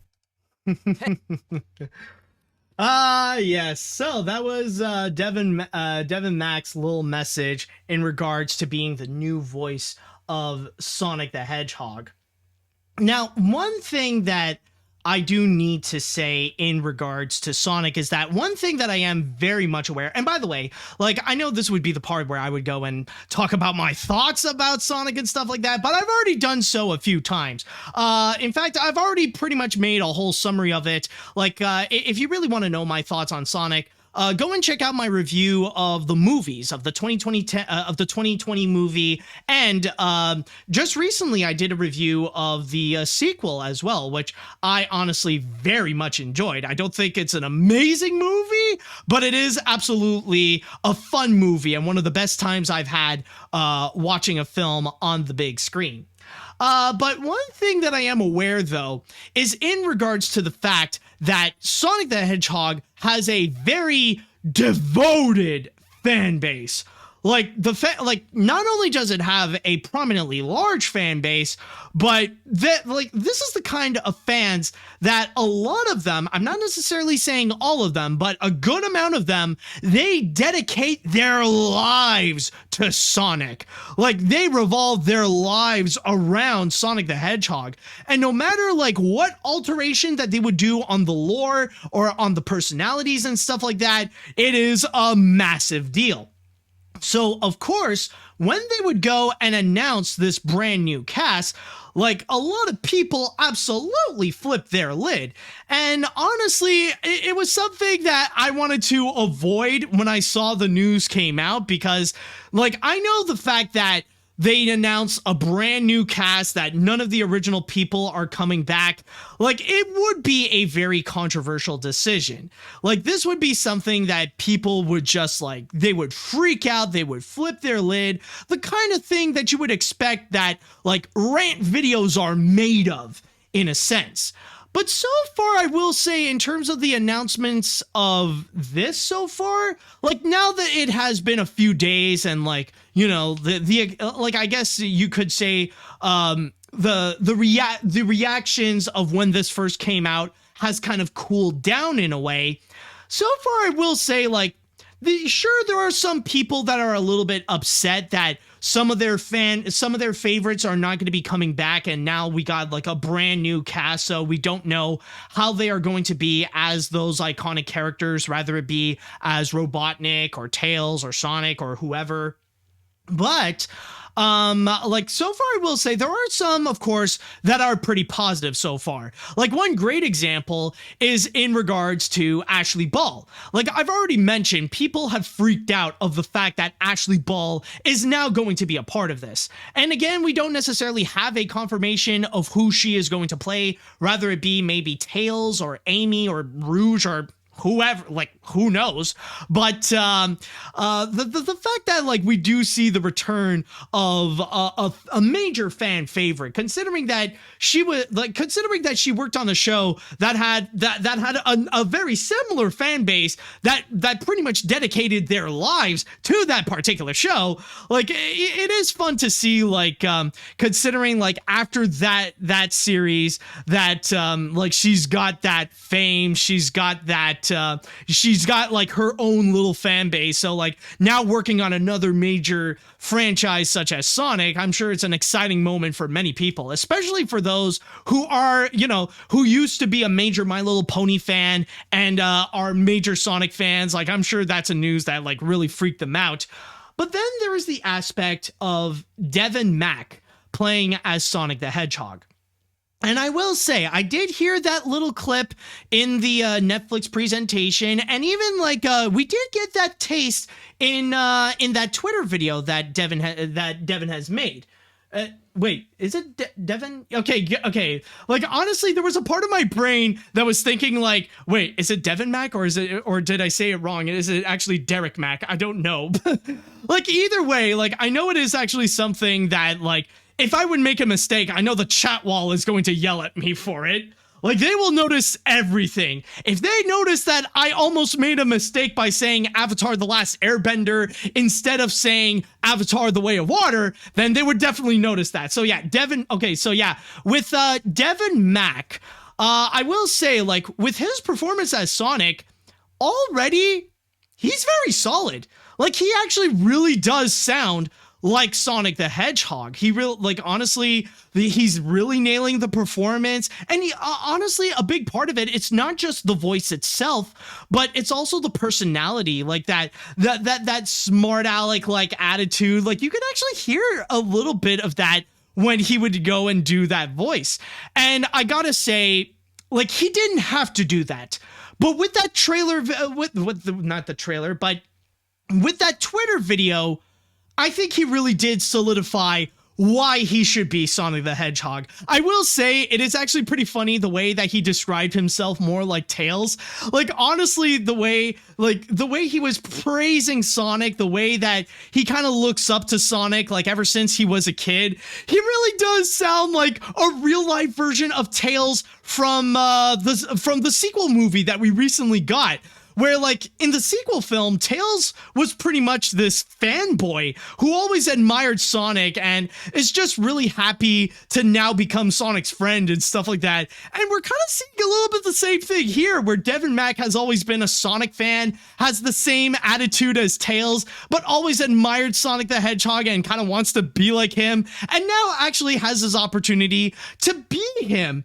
And honestly, it just really is this nice bonus where it kind of is this confirmation that this Sonic the Hedgehog is going to be in good hands, that Devin Mack is a great addition to the legacy of Sonic voices that we have gotten. And even, like, what's also really nice to see is that the other Sonics are also really happy to see him be the voice of Sonic the Hedgehog. Like, he got a great welcoming introduction from people like Roger Craig Smith, and even Ben Schwartz also congratulated him. So it really is nice to see, like, this grand moment for Devin. So honestly, it just makes me feel very happy for him. And honestly, like, as someone who wants to become like a full-time voice actor, like, I feel like Devin Mack is right now in a position where I feel like he's very much admirable. Someone whom I'm sure a lot of people out there, they could wish that they can become. So honestly, yeah, I have nothing else to say but congratulations to Devin Mack, and honestly can't wait to see how you knock it out of the park with Sonic Prime, with your performance at least. But yeah, honestly, that's pretty much all the information that we really do know in regards to Sonic Prime. Now, we don't really know anything else, like not necessarily even a release date of when this is going to be coming out, but the most that we do know so far is going to be at least in the next few months, or like probably the most accurate that I could say is going to be sometime in 2022. I don't know when, but we know it will be in 2022. But so far, in terms of what we got with the cast, it sounds very interesting, and so far with some of the leads with Sonic and maybe with Tails, if it is Ashley Ball, then honestly, I think this is going to be something that fans will actually be happy with. Like, 2022 seems to be a major comeback for Sonic the Hedgehog. Not only is it the 30th anniversary, but it is also the fact that we're getting Sonic Prime. We've already gotten Sonic the Hedgehog 2. We're getting that open world Sonic game with Sonic Frontiers. So yeah, 2022 really seems to be like a major grand year for Sonic the Hedgehog. And with that said, I would like to go into the chat wall, and I would like to ask you all, what do you all think about the new voice cast of Sonic Prime, especially with Devin Mack as Sonic? Are you guys enjoying it? Do you have any concerns in regards to Sonic Prime? Let me know what you guys think.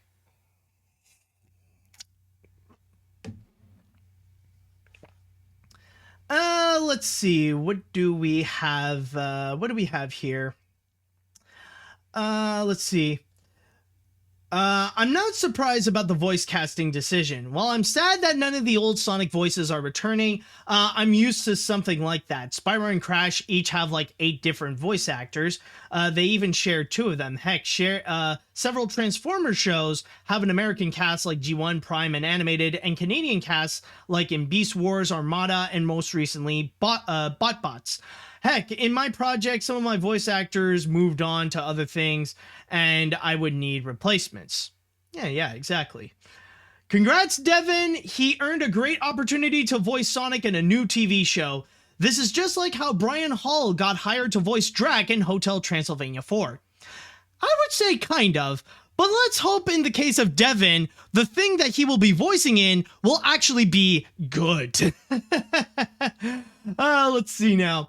I'm very excited for this. After all the bad luck Netflix has been having recently, I'm glad to see that they have some good stuff coming, and Sonic Prime definitely has a lot of potential, and the voice cast seems solid. So I'm excited. Also, it's great to see 2022 is possibly the best year for Sonic in a long time, with the Sonic sequel and the anticipation for this series.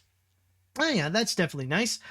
It might be a small clip, but I already feel excited for this. The visuals look pretty great, and Devin Mack sounds like a really good fit for Sonic.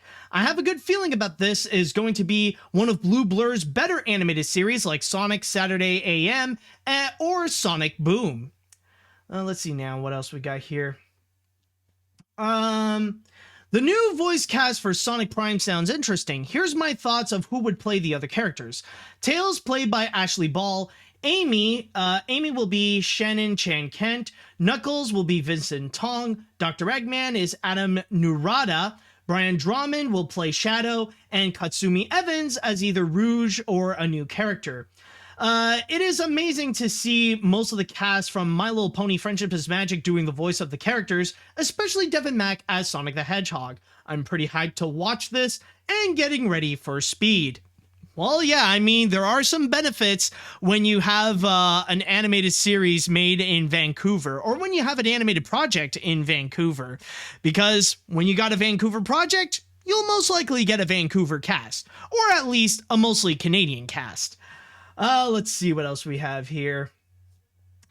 I'm pretty quite impressed about this new Sonic series. The animation by WildBrain looks impressive, and Sonic's new voice by Devin Mack is really good, and I would love to say big congrats to him for taking on the role, considering that it fits the role very well. I saw that a lot of people, including Valsky Bum, were very excited about Sonic Prime. As for Ashley Ball, I'm very intrigued to see which character she's voicing, considering that she voices Rainbow Dash in My Little Pony, as well, and we're getting one. And then the comment just stops. Let's see. I'm very excited. No, I've already read that. Sorry. Let's see. I think I might have to read one more comment before we go into the final story. The new. No, I've already read that one. Which one I haven't read? Crap. Have I already read most of them, or? No, I think. Oh, crap. Oh, no. Okay, here's one.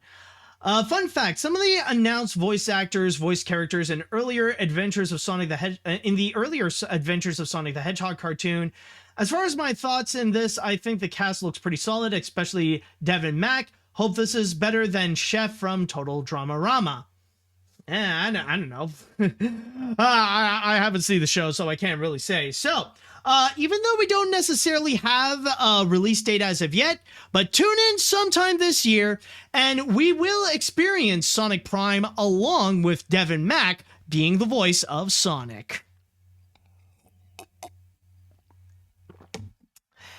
And now, folks, we have made it. And so, there it is. And now it is time that we shall get into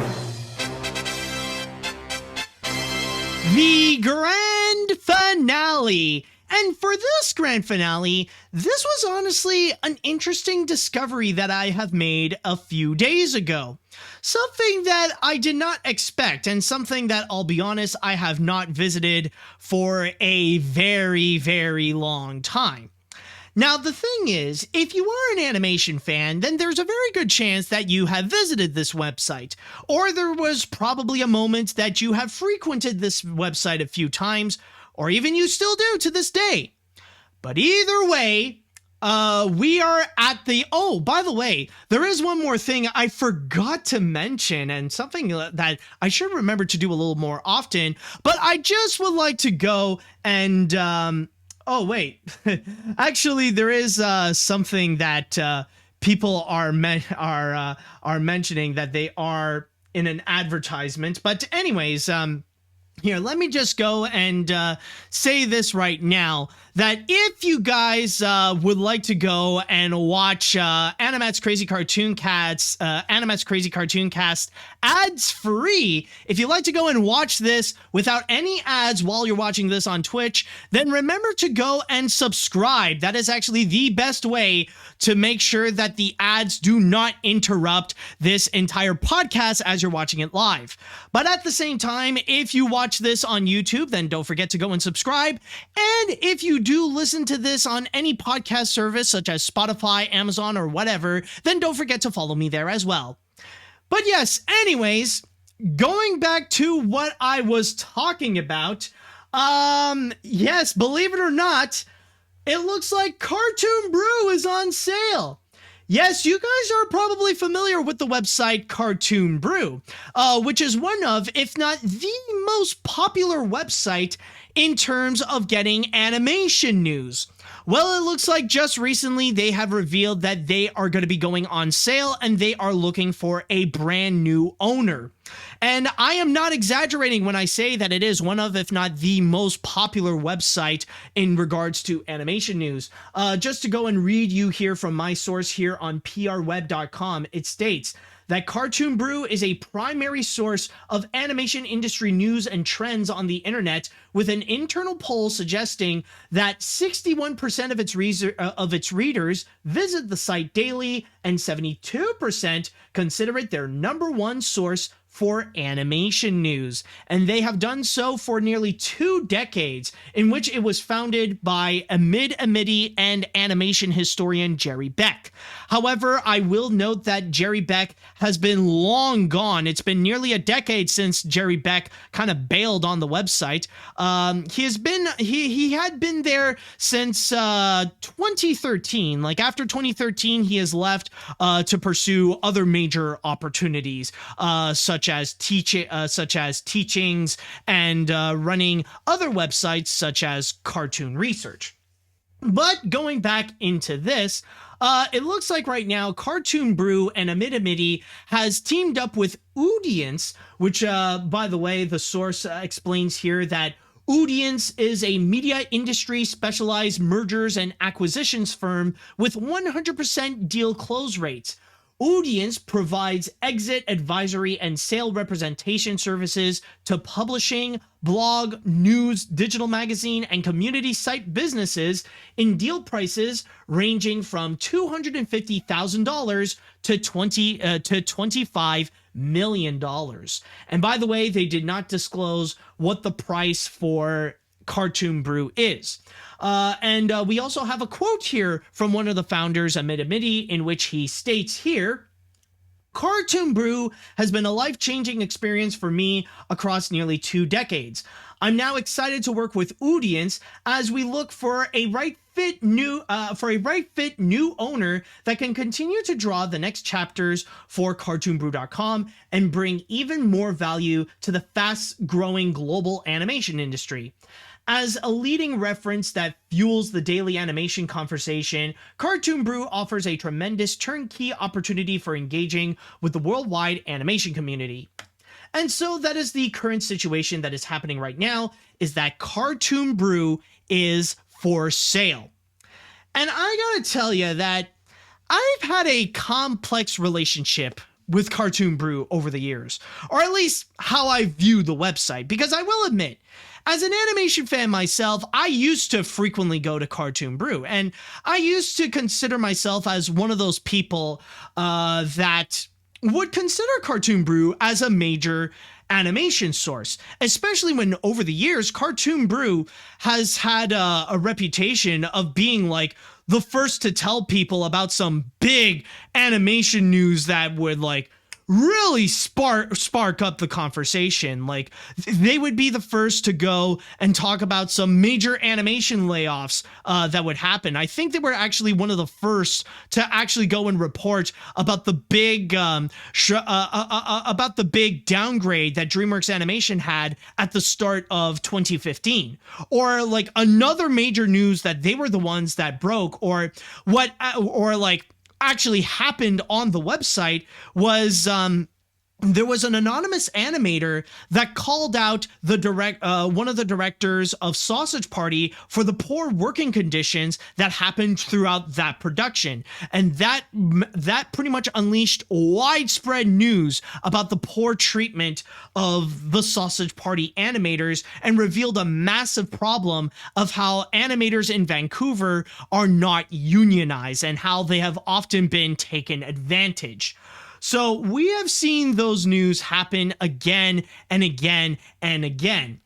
But I will say, though, that over the years, though, my perspective of Cartoon Brew has changed, especially when it is run under Amid Amidi. And I just got to say, Amid Amidi is a very, and I do mean very, controversial figure in the animation world. He's pretty much the kind of guy where he's often very much entitled and is often the kind of guy who gives off an air where he feels like his opinions are like the law of the land, where he can often find himself to be superior than others when in reality he shouldn't. In fact, he actually has a very bad relationship with many prominent show creators, rather it be people like Dana Terrace or Alex Hirsch or Justin Roiland or several other show creators. They do not look upon Amid Amidi and Cartoon Brew highly, especially when they would go and put out articles that actually feel like hit pieces, or they would spread, or like the way that they would go and put it out can feel like misinformation. And the biggest problem with that is because under Amid Amidi, when he would go and write articles for Cartoon Brew, they feel like he would end up making opinion pieces under the guise of news.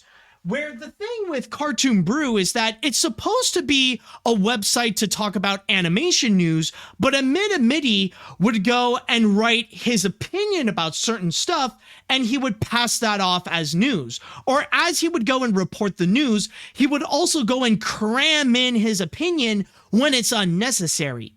Now, by that point, I just would like to go and clarify that there might be some people that might say that I'm a hypocrite, because that's exactly what I would do with AniMat's Crazy Cartoon Cast, where I would go and report the news of what's happening in animation, entertainment, or whatever, and then I would go and put out my opinion on it. However, I would just like to go and clarify that I am completely transparent when I say that AniMat's Crazy Cartoon Cast is not about animation news. You do not come into this you don't come into this knowing about what's the big news happening in entertainment and animation or whatever.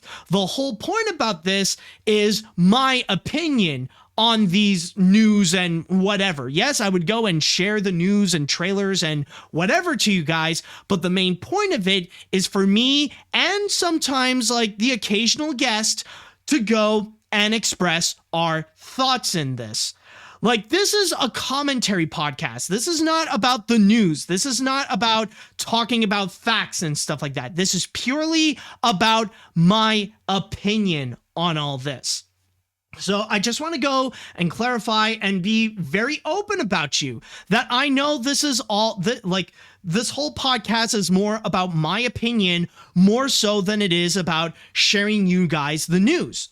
And what's disgusting about Amid Amidi's practices and how he would use Cartoon Brew is that he would go and do the same thing like I would do here, express his opinions, but he would go and disguise it as the news, that he would go and spread it out as like a news fact that is a part about what he is actually reporting.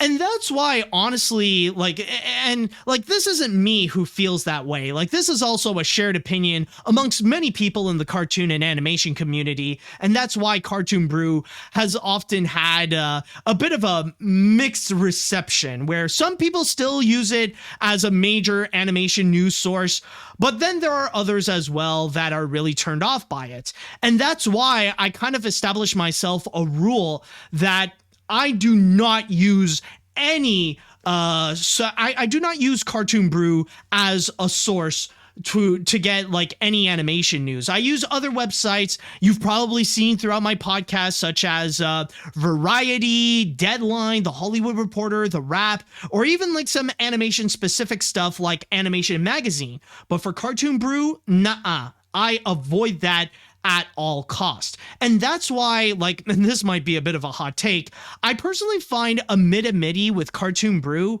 they're pretty much in the same leagues as Valsky Bum. Like, I will say Cartoon Brew is a bit more professional than Valsky Bum, but in terms of credibility, in terms of a reliable news source, I feel like they're both on the same level where, like, they're not really, like, they're not really that worth it. They're not they're not really that good of an option to get your source from, especially when you got people behind it that feel like they're going to push a narrative more so than just telling you about the facts of the situation. And not to mention making things that actually feel a bit more clickbaity, where the attention and the money feels like a bit more of a priority than actually providing you with information. So, with that said, though, hearing that Cartoon Brew is now going to go for sale, I feel like, yeah, we are about to enter a brand new chapter with Cartoon Brew. That honestly, I feel like with Cartoon Brew, now that Amid is no longer going to be running Cartoon Brew, that it feels like it could actually help out with its reputation. And by the way, I just want to go and clarify, this is not to say anything bad about the other people who are working on Cartoon Brew. I know there are several journalists who do work at Cartoon Brew, and this is not to insult them whatsoever. This is not to talk bad about them. And I know there are some very solid and really good journalists that are working at Cartoon Brew.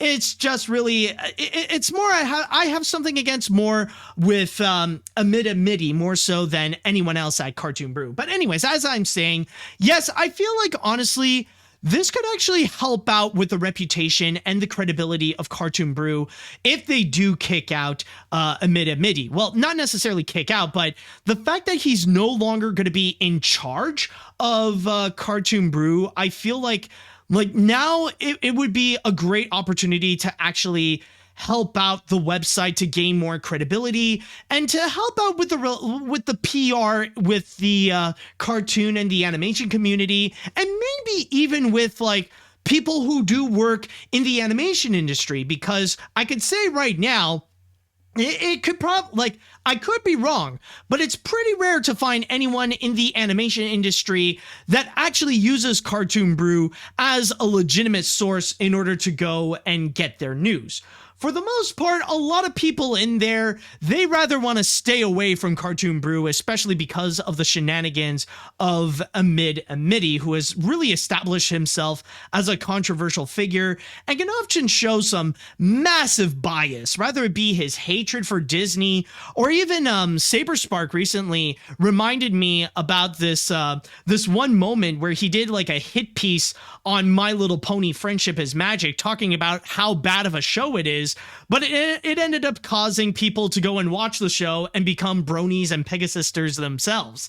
But in this case here, hopefully with a brand new owner, it could actually go and help out the website's reputation, so that they could have a better relationship with show creators, with industry experts and stuff like that. So in that regard, maybe they could go and hopefully it could be in a sense that they could actually be a lot more professional than Amid. But then again, this could also be a bit of a double-edged sword as well, in which you got to be careful about who the new owner is going to be, because you never know if they're going to come in with their own agenda as well with Cartoon Brew. And that could especially be the case with it could especially be the case with big name corporations. Like, imagine if you would go and get Paramount, or if you would get Warner Discovery to go and actually buy Cartoon Brew. Then you know that they are undeniably going to be pro Nickelodeon or pro Cartoon Network, where they will have their own biases because, well, that channel is going to be a part of that. Or like, and the same can go like if either Sony or Disney or DreamWorks or whichever company would go and buy Cartoon Brew. Like, I think one important thing for Cartoon Brew to go and be is independent, so that they don't have a major corporation that is looming over them to make sure that they don't say anything that is controversial or something like that. So that's one major thing that is a little bit of a worry if a big name corporation would go and buy Cartoon Brew and they would have their own narrative, and like that would take away a lot of credibility, because when a big name corporation is going to be owns like a major news source, like that's at the point where you do have to go and question it. And this even goes for like the mainstream media stuff as well. Like, you're not going to go and expect ABC News to make some kind of hit piece on Disney or criticize them of how they've handled the Don't Say Gay bill or something like that. You know, that's just an example. However, I don't know how this is going to be, but I honestly find that to be very interesting that Cartoon Brew is now going to be up for sale and that it's no longer going to be owned by AniMat's. I think in that regard, in the future, whoever is going to be the new owner, I think it could actually help out with the reputation with the animation community and even with some people in the animation industry, where it won't seem as hostile or it won't seem as controversial, where it would feel like they're just making like hit pieces on certain animators or certain companies and stuff like that. But then again, you never know who's going to be the new owner, but I could see some benefits and I could see some problems. But either way, I find this news to honestly be pretty interesting. So we'll just have to go and wait and see how this will go. And with that said, I would like to go into the chat wall, and I would like to go and ask you all, how do you feel about Cartoon Brew being bought out? Or now that Cartoon Brew is going to be up for sale? And I would also like to know, do you still go to Cartoon Brew? Let me know what you all think on this.